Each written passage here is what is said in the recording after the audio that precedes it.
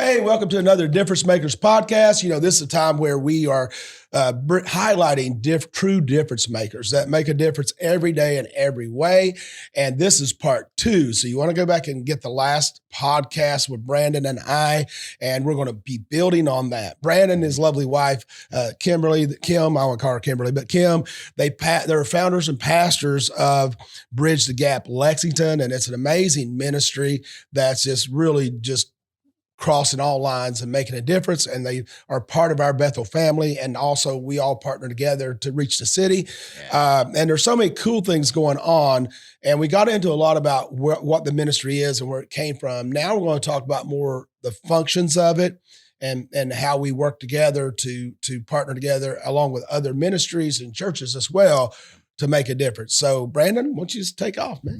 Yeah. Well, great. Thanks. It's great to be here with you. And we love Bethel Church and love what God is doing right here in this place. And, we want to see the spiritual and social culture of impoverished communities transform for Christ. And, we talked about how we bridge that gap. And part of that is bridging the gap between the Savior and the lost. We shared, we kind of spoke about that. But the second thing, it goes with the 4-hour city days that we want to bridge the gap between the church and communities in need. Yeah. There are communities in Lexington that there's a spiritual darkness over them. And and the world sees it, the church sees it. Yeah. And really, honestly, it's just an indicator of a lack of light. Right. That is all. Right there, it's just an indicator that there is a lack of light. Yes. And Jesus looked at his people. He empowered his people and said, "You are the light of the world." Yes. And so, anytime, I'm drawn to those areas because I just know,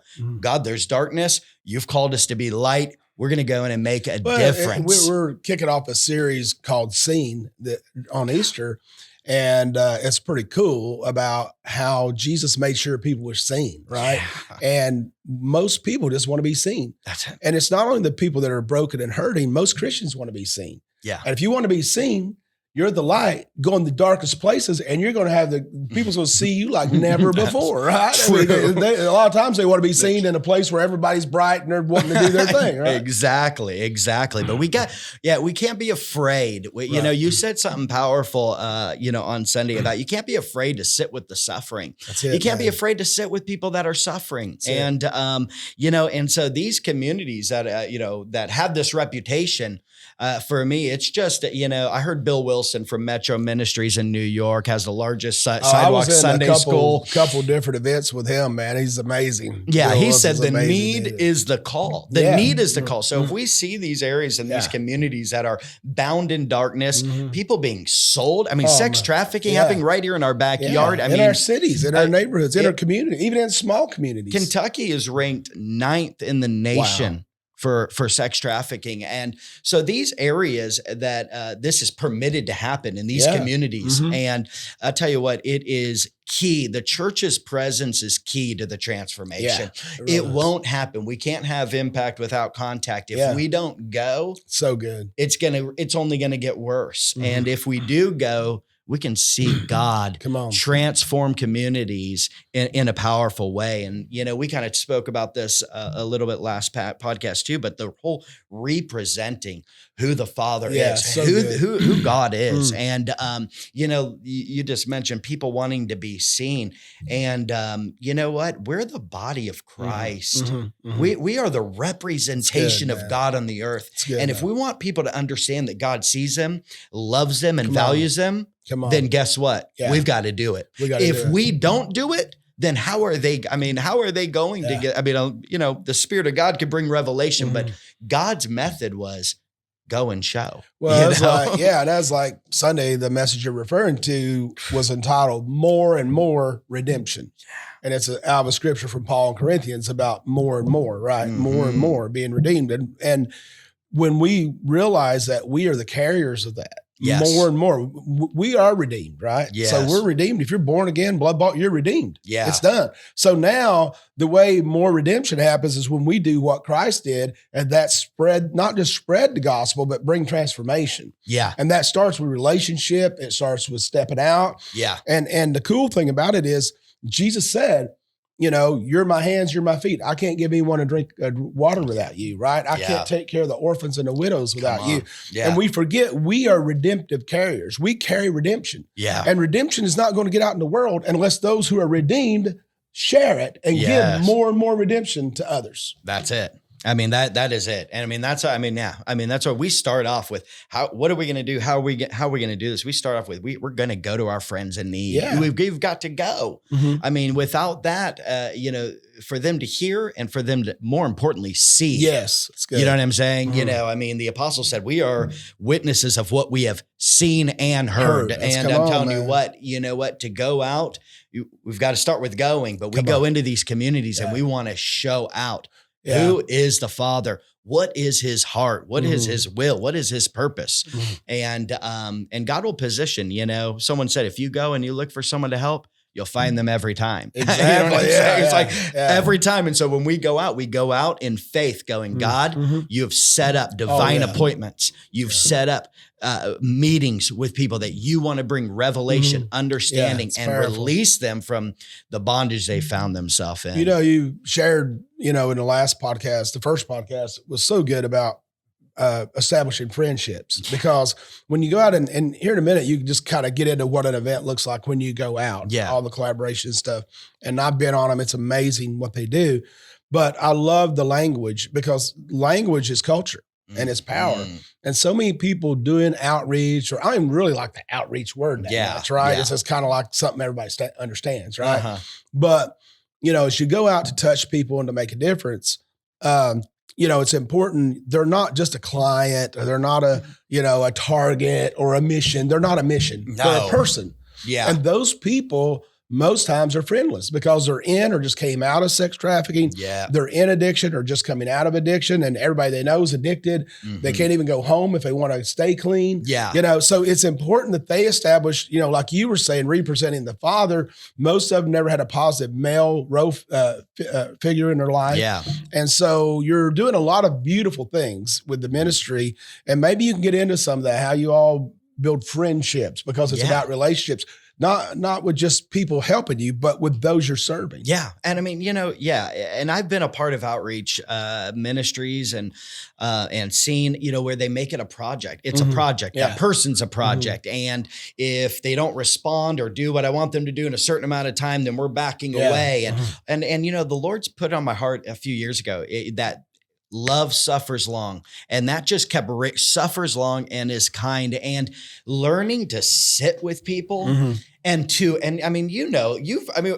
we've seen God work in our life. It's a process. Oh yeah. I mean, I wasn't ready at 15 to get saved. I wasn't ready at 17. Process. Well, no, that's what I'm about to go there too. Thank goodness God is long in suffering. Exactly. No, he has suffered long with me. But at 19, I was ready for salvation. Yeah. But then there's been a whole process of sanctification that I'm still involved. There's redemptive work happening inside me that if there's not, we're dead. Exactly. And yet we step into these situations and we want, quick fix. We want to see somebody respond in the moment that we want. But when you go into it with the right heart and do it for the right reason, it's not about a number or anything like that. It's about a person. Yeah. And then what happens, what most people don't understand, they pray, I want to be more anointed. I want to serve God at a higher level. That all starts by serving someone. Yeah. Because when you help someone, it can be not even saying a word, just being there and sitting with them. Come on. You don't have to be preaching or anything, just being there for them. Man, that fills my tank more than anything. Oh, yeah. When I'm helping someone else, man, Steph and I will be on vacation. We always have those people somehow. They can be up and outs or down. It doesn't matter. Yeah. You're sitting in a pool or you're all of a sudden some relationship starts and people are just pouring their heart out, and then we'll spend hours with them. Yeah. And then when we go to the room, we're like, hey, we didn't really get to enjoy it at dinner, but man, we're jacked because that fills our tank. It does. More than a lot of things does. It does, no doubt. No, there is. There is an energizing that happens when you serve others and when you bring a revelation of the gospel and who the Father is. And I tell you what, it's transformed my understanding of who God is and how he's worked in my life through just doing the work. Because then you get a revelation like, what I'm doing for this person is what God has consistently done for me. Showed up right at the right time, spoke the word I needed, encouraged my spirit. good, I man. mean, just all of those things. And so, so it is. Wording is really important in that we're stepping in without our motivation. The motive of our heart is the work that God did in our own lives. Yeah, come on, man. His Sharing enduring, your redemption. You're extravagant just sharing love. what God's done in you to Oh others. my gosh, yeah. And his love. And we believe that he knows how to work in the human heart, and he knows how to bring someone to himself, and he knows how to bring freedom and deliverance. He just needs into his the life. laborers are few, the harvest is plenteous. And, it gets back to the number 1A and 1B commandment, right? Yes. Love the Lord thy God with all your heart, soul, and mind, and not or if, but and love your neighbor as yourself. And that's where a lot of Christians are so focused one way. Yeah. I want to be good. I don't want to mess up. I want to serve you. I want to do all this for you, God. But that you can't do that unless you're doing this. That's what the cross is. It's reaching to God and to others. That's right? it. I mean, that's it. I mean, for what 1 John, he said, no one has seen God at any time. True statement. But, which means what I'm about to say negates the last year. Yeah, he said, but if we love one another, his love is perfected in us. And what is that? You get a deeper understanding of the love of God when you're reaching out, when you're loving. I mean, the two things, when I was sitting across from women that are, trapped in sex trafficking, heroin, fentanyl addiction. I mean, living in an abandoned building down to nothing. And when I look and when I'm looking at them, I see two things. I see myself. Because I see myself, because you know what? I grew up in a suburb of Atlanta. We had money. So we knew how to mask a lot of stuff. Yeah. We could mask it. We could make it look pretty. Yeah. But you know what? Underneath, it was broken. It was ugly. Yeah. It was dark. It was sick. And that's right where I am. I'm right. It's really, for me, a picture of what my spirit looks like, what my life looks like apart from God. But then the second thing I see is, oh, wow, you guys showed up right when I needed, and we're sitting there. We're just serving. We're just loving. We're caring. We're speaking hope. We're revealing value, and we're doing all these things. And I'm sitting there going, man, God, this is the way you operate in my life. So good. You show up when I need. You speak hope. You bring others in my life to enrich and reveal my value and who I am and what you've done. And I mean, it is. It brings revelation that you can't just get, because God didn't set it up for us just to get it this way. It's both. It's through serving and through a relationship. We talked in the beginning of this podcast about some of how people can connect with you to serve, right? Why don't you just go through just kind of like what a day is like when you go out to serve the community? Okay. Yeah. I'll kind of share, some invisible things of how it kind of works. But like I said, we're going to our friends in need. The first thing that we want to do is we want to create a safe place. And, you really, honestly, you do that by walking in the authority of Christ. So good. I mean, you know what I'm saying? People stay away from those areas because they're afraid. I mean, and that's the thing. And here's the deal. What we're doing is we're coming into these people, coming into their lives and saying, things can change, but you're going to have to do something real courageous. So it's a bigger risk for them than us. So we're stepping in and Jesus said, hey, go and he said, all authority in heaven and earth has been given to me. Go therefore. And then he says his promise, I'll be with you always. Brandon, like I've been in some, gang situations, all kinds of situations, especially in Columbus, Ohio, when I was doing a lot of stuff there. We didn't wear certain colors on certain streets when we went out to minister and bus ministry and all these different things and doing little sidewalk stuff and all that. But what I found is we adopted a neighborhood here in Lexington. It was where all the housing was, right? Yeah. Apartments, 100,000 of them, probably or more. Yeah. And we actually ended up buying a building down there, but we'd been doing a lot of ministry there at church. Yeah. And it's actually 3rd Street area at the time. Yeah. And I remember one day one of the realtors said, let's look for a building. I want to buy a building. The church wants to buy a building down here. So he was waiting in a building to show me a building. So I get out, Steph and I, and we're just kind of walking up the sidewalk, and this beautiful African-American couple stops. They're middle-aged. Pastor Dalton. I'm like, hey, what's up? What are you doing? I said, what do you mean, what am I doing? No, Steph wasn't with me. That's what I was like, what are you doing? You're by yourself. I said, yeah, man, that's fine. I said, we're going in here. I'm going in here to look at this building. We're trying to find a building to buy. wait just a minute. We're pulling over. We're walking. We don't want you out here walking the street by yourself. I'm like, man, it's like 2:00 in the day. We don't care. You're not walking the street. In other words, it ended up being that neighborhood. We got it such a ministry there that it really changed. They ended up moving to daggone apartments. So it's like, well, sell our building. There's just not much to do down here. Yeah. But what was so cool about that, what I found, even in large events we'd have, if trouble started, those you're ministering to will protect you. Yes. Man, they'll fight. They would not let nobody, man. I tell you, I could walk down that street and nobody mess with me. No way. That's Pastor Dalton. You don't mess with him because you're helping feed families. You're giving Christmas gifts. You're loving people. You're bringing people out of addiction. You're any way you can serve them. Man. Oh man. Yeah, no doubt. No, there is. Yeah, no doubt. I have the same thing up in Price Hill, up in Cincinnati, where there are people in the community. I mean, they had my back. I mean, they were going to allow anything, anything happen. And it's walking in that authority of one that Christ has called us to go to darkness. I'm not going to be scared of you take one step, Christ takes three. Exactly. Man. He said, but I mean, we want the safe route. Yeah. You know what I'm saying? But yet Jesus said, I'm sending you out as sheep amongst wolves. Yeah. Now, like for me, I'd rather him say, I'm sending you out as a lion. You know what I'm saying? Thank you. Okay. No, but I'm sending you as sheep amongst wolves. But in our weakness, we're strong. And that's it. Why? Because the good shepherd's with us. That's right. Because he said, you know what? And lo, I'm with you wherever you go. He promises his presence. So when we show up without being afraid, it creates this safe place. And then when you're walking that authority, I'm sorry, he is the highest spirit. Any other spirit is subject to him. That's right, man. And I'm telling you what, I mean, the level of honor and respect that we get from people on the street, and I'm talking about people that are dope dealing, pimping, and other things. I mean, the amount of honor and respect because we're walking in authority, and what we're really doing is being an example to the people that, you know what, you're subject to this, but you don't have to be. Well, and so much of it is built on trust, right? Yeah.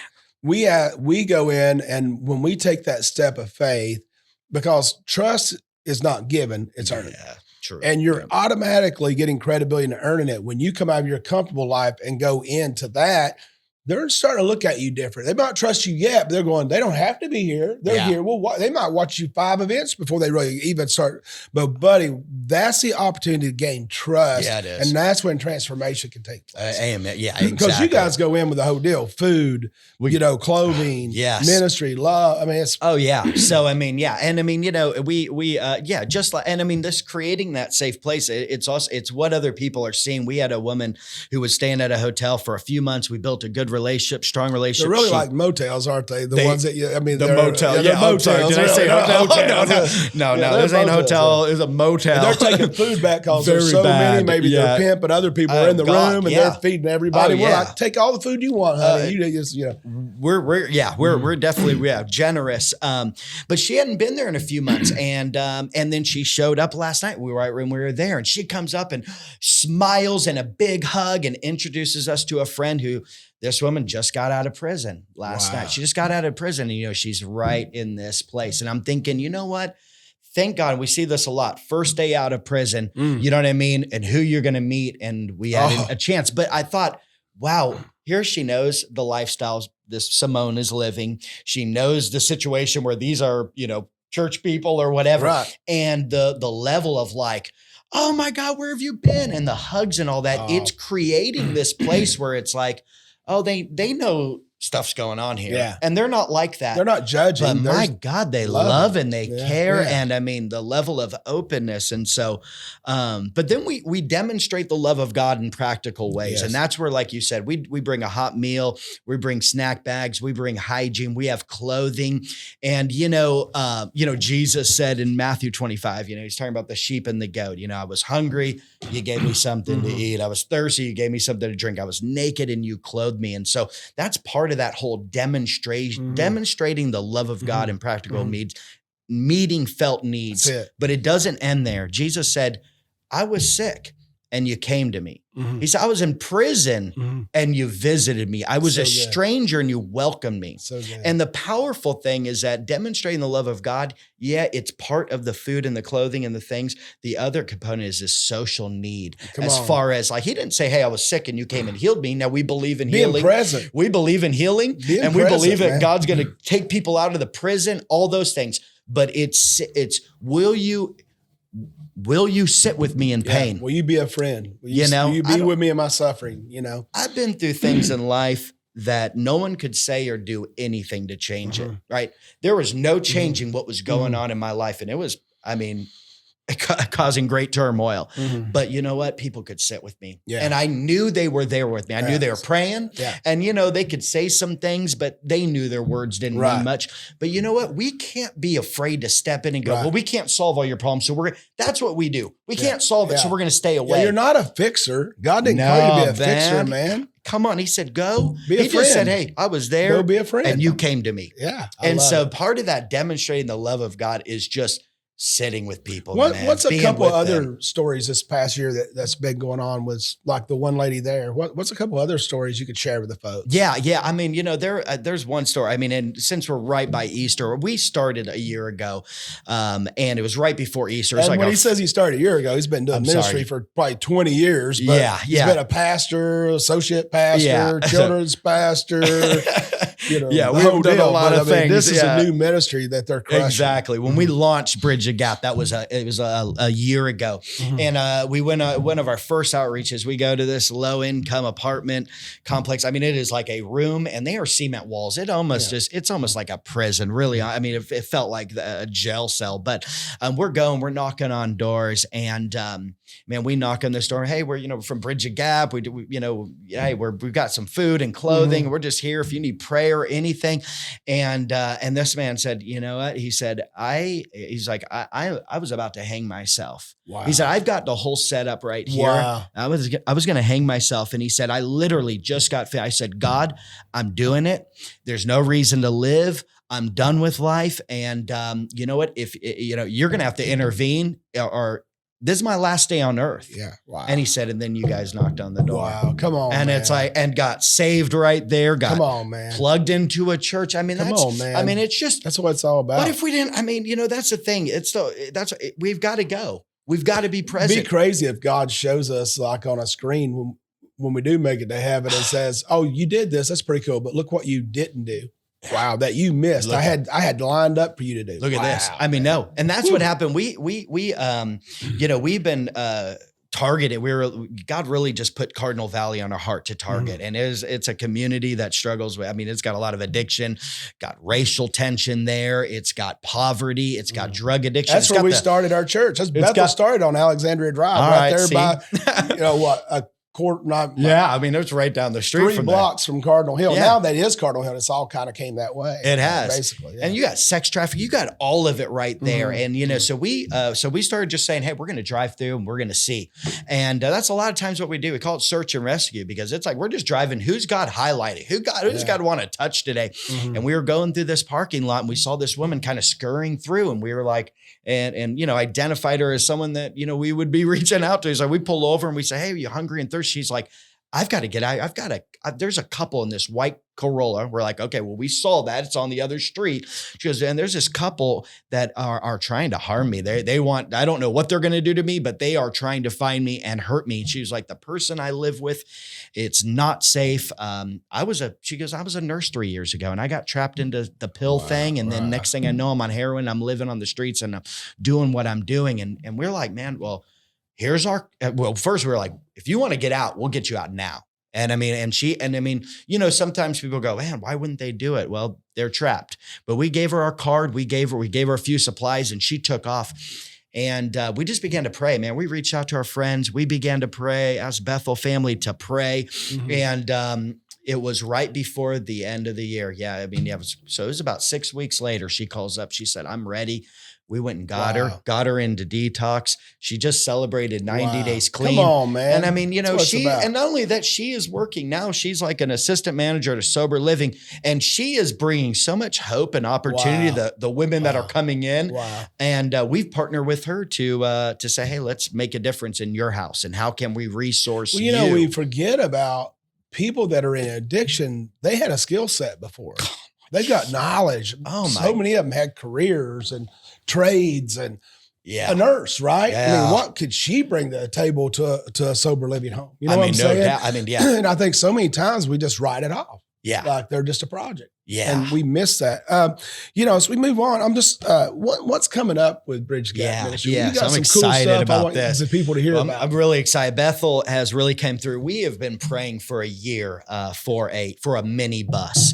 And when I was in Cincinnati and our sex trafficking ministry, we had a mini bus, and what that we were able to go mobile. And really, what this provides is just a safe space for people to get out of the elements into that bus, especially women that are on the streets. I mean, they're walking the streets, so they're able to get on this bus. It's cold or it's hot in the summer, whatever it is. Get a warm meal, get some hygiene, get some snacks, get warm in the winter, get cool in the summer, and really sit down and breathe. Yeah, feel safe for a minute. Safe. Yeah. I mean, where they're not, I mean, they're watching their back when they sleep. They're watching their back when they're every time, because they've always got predators around. So you bring them on this bus. And so Bethel has, is fixing the bus and allowing us to use that. And what we're doing, we're launching under his wings sex trafficking ministry. We're working within that population, but this will be a direct ministry. Wow. Using that bus to reach out to women. A place to live. We'll start with the bus, and then we'll look for next. We'll just keep growing it, man. Exactly. That is a future goal, is to have homes for these women to be able to come in and set that culture where they can grow and thrive and, become what God has called them. I mean, find their purpose. Oh yeah. Man. So we're really excited about that. We're also really excited about using that bus and that van to transport people to church. And, on our outreaches, we don't go out and say, hey, who wants to come to church? Because we don't have an avenue to do that. The crazy thing is that on every one of our outreaches, people are saying, we had it last night. Can you guys get us to your church? Can you get us there? And we're like, well, good for, we are working on that. I was like, we have the bus in the shop, and we are working with people to develop a team. So that's an area of, that we are working on. Tell people how they can get involved. Developing. Yeah. I'd say if you want to get involved, your heart, is passionate for this. And I tell you what, no matter where you're at, if you're a believer, you need to be involved with people that are living in poverty. It is a part of the gospel. It's Jesus started his ministry. I've been sent to preach the gospel to the poor. He ended his ministry sharing the story of the sheep and goats. So get involved in some capacity. But I would say, first off, just pray. Like we said, the harvest is plentiful. Yes. But he said the laborers is few. Come on. And what did he said? The solution. Pray. Pray to the Lord of the harvest. And I believe those that are praying will be the ones that God is sending. Yes. Because they were the one. If you pray, God will say, who will I send? God will send. Come on, God will send you. So then come out with us. And I'll tell you what, your life will be transformed. Yes. Come out and just experience what it's like, sharing hope, sharing opportunity, sharing extravagant love with people that are broken and lost and hurting, and come in and serve with us. We just had someone that came out with us. It was their first time. And, we were kind of sharing about what we're doing, where we're going, the areas and the neighborhoods. And she was just honest. She's from Bethel. And she said, man, I'm just being honest. I'm really uncomfortable, which I'm like, great. We need to put ourselves in uncomfortable situations. It's the only way you're going to grow is to get yourself into uncomfortable. I wasn't comfortable with this either before. And God continues to put me in places where I'm not comfortable. And so, but she said, man, I'm uncomfortable and all this stuff. And we shared, and we had a woman who was on the team who used to be in that lifestyle. And she sat there, encouraged her and said, well, I'm letting you know that's who I used to be. Wow. And you're standing in this circle with someone that used to be there. And I'm letting you know God's going to work through you today. So we leave, we go, we start ministering. Well, we got time in the van as we go, and we're headed to the next location. And the woman that said she was uncomfortable shared a very personal story about things that she grew up with and what she had to deal with. And with a family member, and how God had really just intervened like 5 years before, 5 years before. So she had, 45 years of this thing that she's had to deal with, and God has really intervened.